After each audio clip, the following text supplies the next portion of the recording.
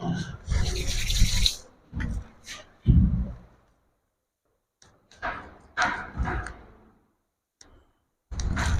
काल, वैदिक काल को हम कल से पढ़ रहे थे। तो वैदिक काल में पिछली वीडियो में वैदिक काल की थी, तो आज वैदिक काल में हम समझते हैं कि वैदिक काल कहाँ तक करा देते कल हम लोग। तो सबसे पहले तो इसका समय देखते हैं, 1500 से लेकर के 600 ईसा पूर्व तक था। इसके कितने भाग थे? 2 भाग थे। एक था ऋग वैदिक काल, दूसरा था उत्तर वैदिक काल। कौन सा था? उत्तर वैदिक काल। 2 भागों में था। तो हम ऋग वैदिक काल को समझ रहे थे। कौन से समझ रहे थे? ऋग वैदिक काल को। ऋग वैदिक काल का मतलब था कि वेदों, ऋग्वेद के समय का काल। कहने का मतलब वह काल जिसमें ऋग्वेद की संरचना हुई या ऋग्वेद का लेखन हुआ, तो उसको ऋग्वैदिक काल कहा जाता है।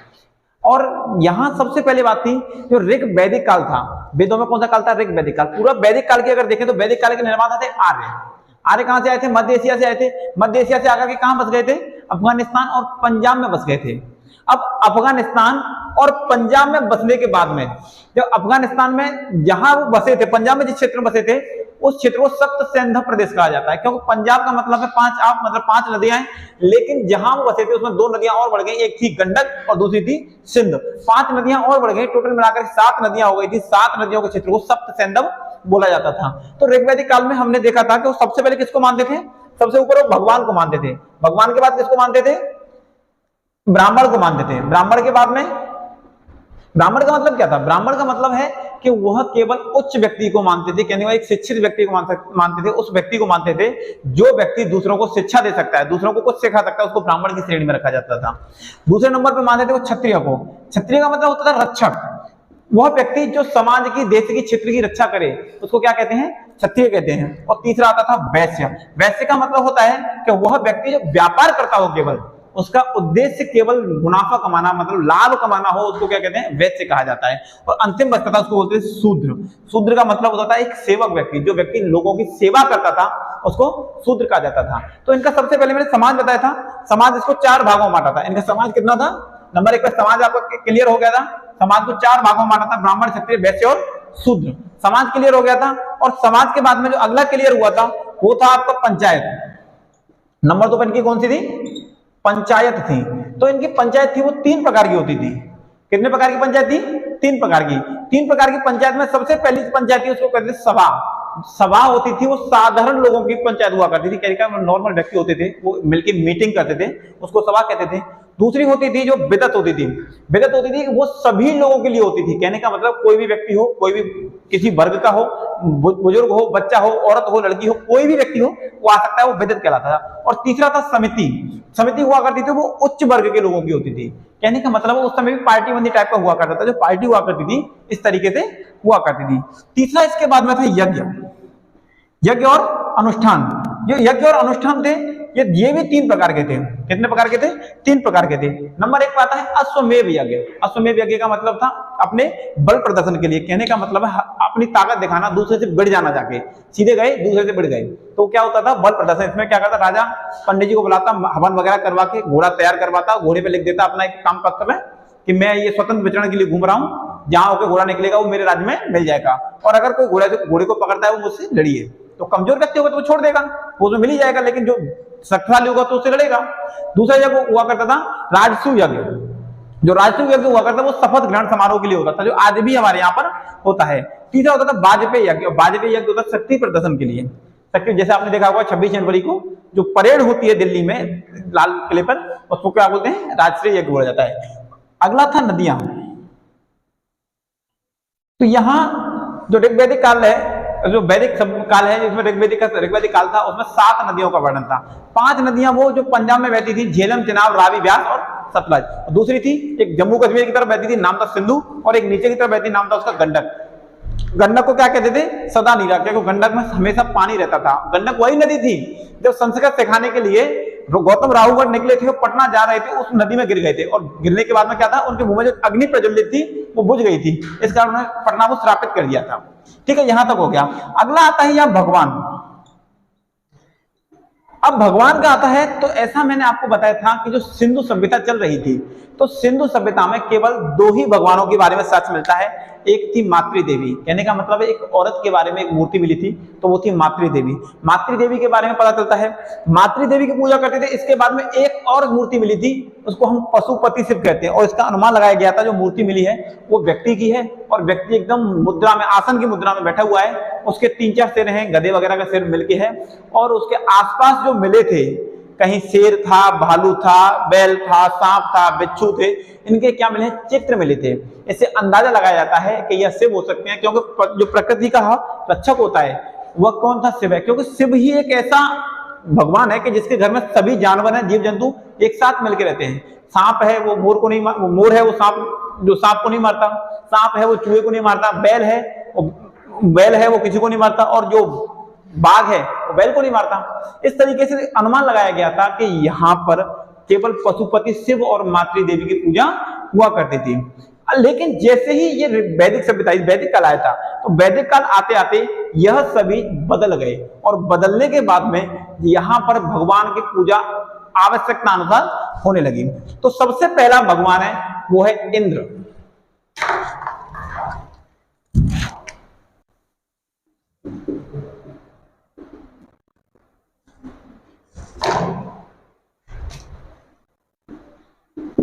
सबसे पहला कौन सा भगवान कौन है, इंद्र है। सबसे पहला भगवान है इंद्र। तो इंद्र के बारे में हम आपको बताते हैं, इसमें इंद्र को वर्षा का देवता कहा गया है, क्योंकि इंद्र एक ऐसा देवता है जो वर्षा करवाता है। इसको प्रमुख देवता भी माना गया है, क्योंकि इंद्र को कहते हैं कि इंद्र जो देवता होते हैं उनका कौन होता है, राजा होता है। इसको एक पुरंदर भी कहा जाता है। पुरंदर का मतलब होता है एक युद्ध का देवता, एक विजेता भी कहा जाता है, तो इसको इन नामों से जाना जाता है।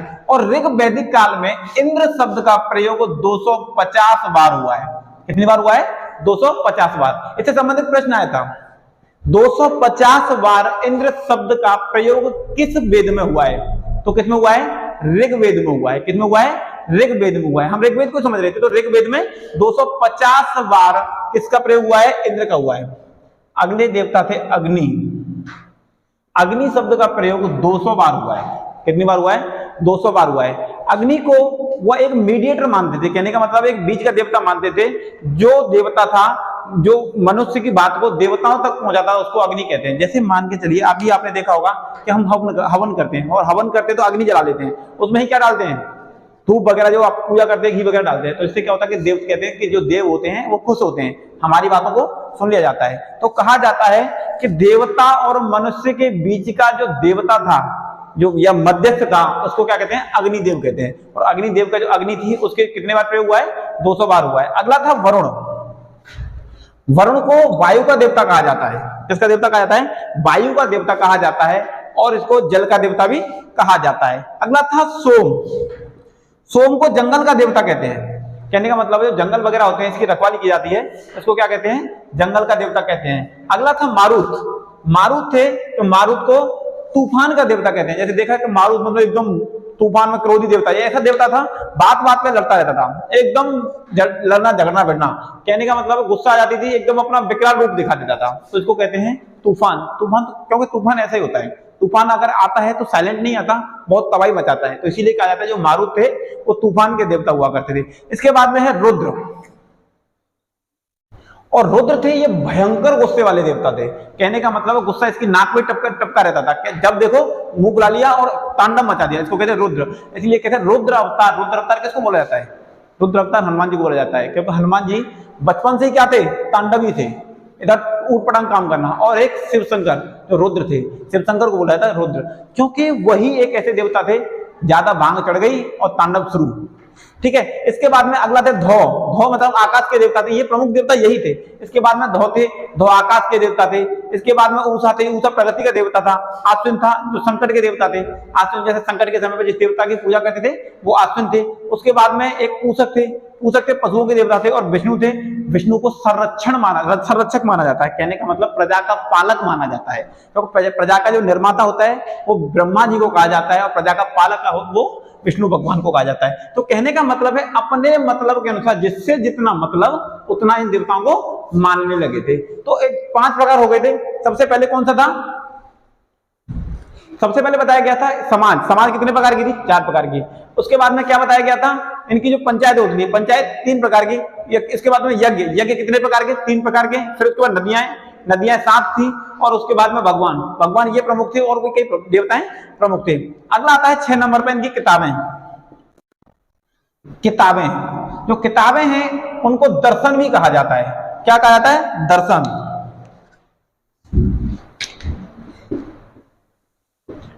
तो इसमें षष्ठ दर्शन के बारे में बताया गया। षष्ठ मतलब संस्कृत में बोलता है षष्ठ 6, तो इसमें षष्ठ दर्शन के बारे में बताया गया है। षष्ठ दर्शन है, तो षष्ठ दर्शन है, 6 दर्शनों में कौन सी किताबें हैं उनके बारे में बताया गया है। तो सबसे पहली किताब थी न्याय दर्शन। कौन सी थी? न्याय दर्शन। देखो आपको कहीं भी देखिएगा, हर व्यक्ति या कोई शासनकाल होता है उसका न्याय व्यवस्था सबसे अच्छी होती है, उसी राजा को सबसे प्रमुख मतलब व्यक्ति माना जाता है और सबसे अच्छा व्यक्ति, सफल व्यक्ति माना जाता है। तो यहाँ न्याय दर्शन जो किताब थी, न्याय दर्शन के लेखक थे गौतम ऋषि। कौन थे? गौतम ऋषि। ये गौतम राहुगण वाले नहीं, गौतम राहुगण अलग थे। तो गौतम राहुगण ने संस्कृत का प्रचार किया था उत्तर भारत में, लेकिन ये गौतम ऋषि अलग थे जो लिखने वाले थे। गौतम राहुगण और ये अलग लगे, थोड़ा ध्यान रखना। संस्कृत सिखाने वाले और न्याय दर्शन लिखने वाले दोनों एक ही नहीं है। वो गौतम राहुगण थे, ये केवल गौतम ऋषि है, इतना ही है सीमित यहाँ तक। ठीक है, ये हो गया। दूसरी एक किताब थी इनकी सांख्य दर्शन। सांख्य दर्शन के जो लेखक थे वो थे कपिल ऋषि। सांख्य दर्शन, सांख्य दर्शन के बाद दर्शन की दीक्षा गौतम बुद्ध ने ली थी। किसने ली थी? गौतम बुद्ध ने, और इन्हें योग दीक्षा दोनों ली थी। तो सांख्य दर्शन के जो उनके पहले गुरु थे, सांख्य दर्शन की दीक्षा ली थी। तो जो सांख्य दर्शन दिया था वो किसने दिया था? कपिल ऋषि ने। तो कपिल ऋषि ने क्या दिया था? सांख्य दर्शन दिया था। और इसके बाद में अगला था योग दर्शन। और योग दर्शन थे, योग दर्शन के लेखक कौन से थे आप बता सकते हो अगर देखकर अनुमान लगा करके?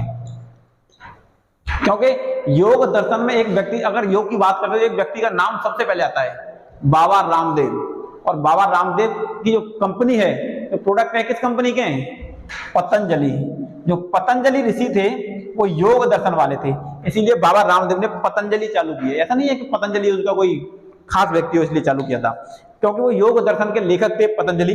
तो यहां हुआ है। इसके बाद में अगला आता है वैशेषिक दर्शन। ये सबसे प्रमुख चीज है, वैशेषिक दर्शन बहुत प्रमुख है। जो वैशेषिक दर्शन है क्यों प्रमुख है, इसका रीजन क्या है? इसका रीजन है कि इसमें जो वैशेषिक दर्शन है, इसमें परमाणु के बारे में बताया गया है कि परमाणु क्या था। देखो डाल्टन का सिद्धांत आपने पढ़ा होगा कि डाल्टन के सिद्धांत ने परमाणु का सिद्धांत दिया डाल्टन ने।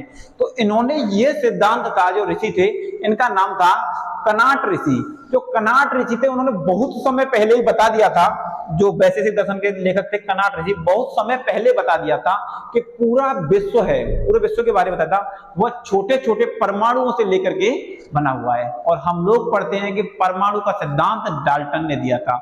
अगर आप वेद पढ़ोगे ना, गीता पढ़ोगे ना, तो उसमें आपको सब कुछ मिलेगा। जो हमारा साइंस है, जो हमारा इंजीनियरिंग है, जो केवल टिका हुआ है वो किस पे टिका हुआ है? हमारी संस्कृत पे टिका हुआ, वेदों पे टिका हुआ, हमारी गीता पे टिका हुआ है। तो हमारे यहाँ बहुत समय पहले, उस समय की बात है जब उस समय वेदों का समय हुआ करता था, उस समय हमारे यहाँ जो परमाणु का सिद्धांत था वो कनाट ऋषि ने दे दिया था। और हम लोग आज तक पढ़ते आ रहे हैं कि परमाणु का सिद्धांत था वो डाल्टन का सिद्धांत था। डाल्टन ने परमाणु के ऊपर सिद्धांत दिया था, जबकि सबसे पहले कनाट ऋषि ने बताया था कि पूरा विश्व है वह छोटे छोटे परमाणुओं से लेकर के बना हुआ है। उसमें छोटे छोटे अनेक परमाणु हैं, अगर इसका विखंडन किया जाता तो उसमें अनेक परमाणु निकलते हैं।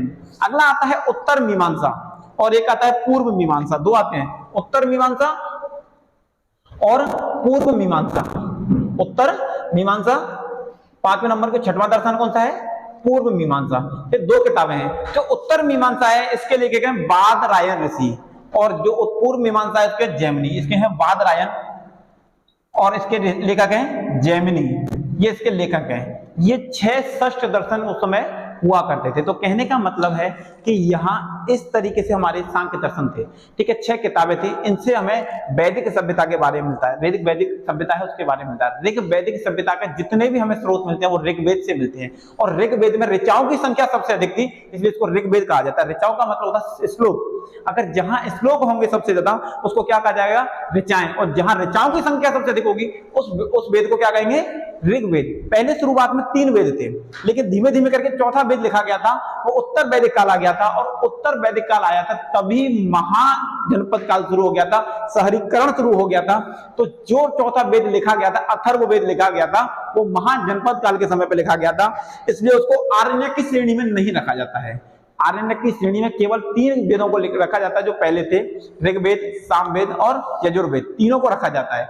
बाकी क्योंकि वो जब वो लिखे गए थे उस समय जंगल था, आरण्यक का मतलब होता है जंगल, तो ग्रंथ जंगल में, जो वेद जंगल में लिखे गए थे उसको आरण्यक कहा जाता है। इसके बाद में यहाँ आता है इसका समाज होता है, जो समाज में जो राजनीति स्थिति होती है, राजनीति स्थिति क्या होती है। अगला आता है राजनीतिक स्थिति। इनकी जो राजनीतिक स्थिति थी वो क्या थी, राजनीतिक स्थिति का मतलब होता है जो टैक्स वगैरह होते हैं वो क्या थे, और उसके बाद में इनका व्यवसाय क्या था। तो यहाँ कहा जाता है कि जब उत्तर वैदिक काल था, वैदिक काल चल रहा था, तो वैदिक काल में एक टैक्स लगाया जाता था। आधुनिक रूप में भी आप क्या करते हैं, इनकम टैक्स देते हैं, कहने का मतलब आप क्या कमा रहे हो उस पर एक टैक्स देते हैं।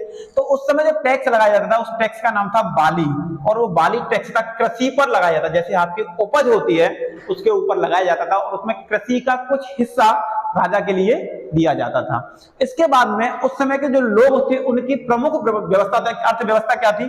तो मैंने आपको अर्थव्यवस्था में दोनों में तरीका बताया था, जो अर्थव्यवस्था थी दोनों में अंतर था। जब मैंने आपको सिंधु सभ्यता बताया था तो कहा था कि सिंधु सभ्यता का प्रमुख व्यवसाय क्या था, कृषि था। इसके बाद में दूसरा व्यवसाय क्या था, तो वो व्यापार करते थे। लेकिन यहाँ क्या था, उनका एक व्यवसाय, प्रथम व्यवसाय था कृषि और दूसरा था पशुपालन। और पशुपालन में कौन सी पशु का पालन करते थे, वो कौन से पशु को पालते थे, तो यहाँ गायों को पालते थे, क्योंकि गायों के अनुसार ही वो बताते थे कि कौन सा व्यक्ति पैसे वाला है और कौन सा व्यक्ति गरीब है। जिसपे जितनी गाय है, जिस व्यक्ति के पास जितनी ज्यादा गाय होंगी वो उतना ही अमीर होगा, और जिसके पास जितनी कम गाय होंगी वो गरीब की श्रेणी में आएगा। इसके बाद में दूसरा था कि अगर गाय चोरी हो जाती है, किसी व्यक्ति की गाय चोरी हो जाती है, तो राजा की जिम्मेदारी हुआ करती थी कि वो क्या करे, उसकी गाय को वहां से ला करके दे। और उसके बाद में अगर कोई गाय को मार देता था या किसी व्यक्ति ने गाय को मार दिया तो समझ लीजिए राजा को उसको मृत्युदंड देना ही पड़ेगा, या उस तरह उस समय की व्यवस्था थी। इसके बाद में अगला कहा जाता है कि वहां पर सबसे छोटा जो राजनीतिक व्यवस्था थी वो कुल होती थी। कुल का मतलब होता है अपना घर परिवार होता था। इसके बाद में धीमे धीमे गांव होता था, गांव के बाद विश्व होता था, फिर उसके बाद जनपद होता था, और जनपद को मिलाकर के महाजनपद बने थे। और जब महाजनपद काल आया था तो उत्तर वैदिक काल आ गया था। महाजनपद काल था वो शहरीकरण वाला काल था, उस समय शहरीकरण आ गया था, और शहरीकरण आया था उस समय ही हमें लोहे की खोज हुई थी। जो यूपी के एक अतरंजी खेरी पड़ती है वहां लोहे की खोज मिल गई थी, और सबसे पहले वहीं से शहरीकरण हुआ था। इसीलिए अगर हम महाजनपद काल पढ़ते हैं तो महाजनपद काल में एक महाजनपद है मगध महाजनपद, उसके बारे में सबसे अधिक पढ़ते हैं, क्योंकि मगध महाजनपद था सबसे ताकतवर और सक्षम महाजनपद था, और उसमें सभी व्यवस्थाएं उस समय पर हो चुकी थी जिस समय पर उत्तर वैदिक काल आया था, वैदिक सभ्यता चल रही थी, और यहीं से महाजनपद काल शुरू होता है। लेकिन एक महाजनपद काल से बीच में एक टॉपिक शुरू कर देंगे, पहले जो आपके जो ग्रंथ है ना उनके बारे में बता देंगे, क्योंकि महाजनपद काल शुरू हुआ तो यहाँ पर फिर राजाएं शुरू हो जाएंगे। जैसे ही मौर्य वंश आएगा ना तो उसमें एक बौद्ध धर्म की तरफ चला जाएगा, एक जैन धर्म की तरफ, तो बंटवारे में अलग अलग धर्म हो जाएंगे। इसलिए पहले इसके बाद में एक अलग टॉपिक है तो उसमें आपको करा दिया जाएगा, पूरे ग्रंथ हैं उनके बारे में धार्मिक ग्रंथों के बारे में बता दिया जाएगा। तो यहाँ पर अर्थव्यवस्था क्या था, कृषि और पशुपालन था। तो यहाँ पर ये हो गया। लोहा मिलने के कारण जिस क्षेत्र में विकास हुआ था वहां सबसे अधिक मात्रा में लोहार थे, क्योंकि भाई देखो जहां लोहा मिलेगा तो वहां काम करने वाले पहुंचेंगे, और लोहे के काम करने वाले को लोहार कहा जाता है। और उसके बाद में दूसरे नंबर पर जिनकी जनसंख्या थी वो थे बढ़ई, और ये धीमे धीमे करके अपने काम के लिए एक जगह पर आके बसे। धीमे धीमे करके वहां बहुत जगह के लोग आने लगे, और बहुत जगह के लोग आने लगे तो वो धीमे धीमे जनपद बन गया, जनपद से महाजनपद बन गया। महाजनपद का मतलब था एक बहुत बड़ा क्षेत्र बन गया जहां पर दूर दूर से आकर के लोग रहा करते थे। और महाजनपद का मतलब होता है एक ऐसा शहर वहां सभी भौतिक सुख सुविधाएं हों। मान के चलिए आप आगरा में रह रहे हो, आगरा में रह रही हो तो आप शहर गांव में रह रहे हैं, तो हो सकता है आपके यहाँ लाइट की व्यवस्था सही नहीं हो, सड़क की व्यवस्था सही नहीं हो, पानी की व्यवस्था सही नहीं हो, नेटवर्क की व्यवस्था सही नहीं हो। लेकिन जैसे ही आप शहर में आओगे तो यहाँ आपको यातायात में रेल मार्ग भी मिलेगा, एयरपोर्ट भी मिलेगा, सड़क व्यवस्था भी सही मिलेगी, लाइट भी 24 आवर्स मिलेगी, पानी भी मिलेगा, नेटवर्क कनेक्टिविटी भी अच्छी मिलेगी। तो कहने का मतलब है जहां ये सभी सुविधाएं होती हैं तो वहां क्या होता है, कंपनियां आना शुरू हो जाता है। यहाँ ये सब सुविधाएं मिलना हो जाता है तो वहां जनपद कहलाता है, शहरीकरण शुरू हो जाता है। और जहां शहरीकरण शुरू हुआ वहीं आकर के महाजनपद काल शुरू हो जाता है। इसलिए आपको देखा जाता है कि जो धीमे धीमे करके छोटे छोटे जनपद थे महाजनपद बनते गए, और महाजनपदों में दो ही प्रसिद्ध थे, एक था मगध महाजनपद। कौन सा था? मगध महाजनपद। यह उत्तर भारत का महाजनपद था, और दूसरा महाजनपद था जो माहिष्मती कहते हैं, जो दक्षिण भारत का था। अवंती के ना माहिष्मती, अवंती महाजनपद था। माहिष्मती जो माहिष्मती महाजनपद है, आपको देखने में मिलेगा बाहुबली मूवी में, और मैं बाहुबली कहता है मैं, यानी कि बाहुबली, तो इस तरीके का वो है ना। तो माहिष्मती जनपद दक्षिण भारत का एकमात्र महाजनपद था, ये 2 महाजनपद हो गए। इसके बाद में यहां से शुरू हो गया था उत्तर वैदिक काल, क्योंकि अब उत्तर वैदिक काल शुरू हुआ था तो सब चेंजिंग हो गया था, क्योंकि ऋग वैदिक काल चल रहा था। तब तक जो जातियां थी वो कर्म के अनुसार थी, जिस व्यक्ति का जैसा कर्म था उस अनुसार उसकी जातियां थी। लेकिन जैसे ही उत्तर वैदिक काल आया तो जातियां धीमे धीमे चेंज होती चली गई और यह वंशानुगत हो गई। वंशानुगत होने का मतलब है कि अगर आप पंडित जी के घर में पैदा होते हो तो पंडित जी के बेटे कहलाएंगे, अगर आप क्षत्रिय के घर में पैदा होते हो तो क्षत्रिय कहलाएंगे, जाट के घर में पैदा हुए तो जाट कहलाएंगे। और इसी तरीके से, क्योंकि रीजन ये था, तो उस समय जब व्यक्ति होशियार होता है, थोड़ा सा जानकार होता है, पंडित टाइप का व्यक्ति होता है, तो उसको सब लोग पूछते हैं, तो वो अपने बच्चों से कहते थे कि भाई देखो ये एक ऐसी पेशा है कि यहाँ आपका क्या करना है, पंडित बन के रहना है। और कई पीढ़ियों तक पंडित बन के रहे, इस तरीके से होशियार बन करके रहे थे। तो ये क्या हो गया, सबसे अधिक मात्रा में यह लोग पूजे जाने लगे और यही जातिवाद में बट गया। कहा जाता है, देखो आधुनिक तौर पर, कि आधुनिक तौर पर पूरे भारत में 3% ब्राह्मण हैं, और 3% ब्राह्मण में 70% ब्राह्मण ऐसे हैं जो क्या है, सरकारी नौकरी में उच्च पद पर हैं। इसका रीजन क्या है समझते हो? इसका रीजन है कि वो शिक्षा से जुड़े हुए हैं, और जो व्यक्ति शिक्षा से जुड़ा हुआ होगा वह व्यक्ति सबसे अधिक ज्यादा सफल होगा। अब आधुनिक तौर पर ब्राह्मण वही कहलाएगा, पंडित वही कहलाएगा जो पंडित जी का बेटा होगा। आप कितने भी वेदों का, 4 वेदों का ज्ञान ले लीजिए, 3 वेदों का ज्ञान ले लीजिए, 2 वेदों का ज्ञान ले लीजिए, लेकिन आपको आज भी ब्राह्मण की श्रेणी में नहीं रखा जाएगा। जब आप कितने भी वेद पढ़ लीजिए, लेकिन उस समय जो ऋग वैदिक काल था, उस समय किससे संबंधित था, केवल आपके कर्म से। पहले ये चारों जातियां हुआ करती थी वो एक घर में भी मिल सकती थी, लेकिन अभी क्या हो गया, वंश के अनुसार ये एक जाति ही एक घर में पाई जाएगी। आपका कर्म कुछ भी है, लेकिन आप जिस कुल में पैदा हो गए, जिस वंश में पैदा हो गए, वही आपकी जाति बन जाएगी। ठीक है, आज ऋग वैदिक काल हो गया कंप्लीट। अगली क्लास में उत्तर वैदिक काल। आज के लिए इतना ही।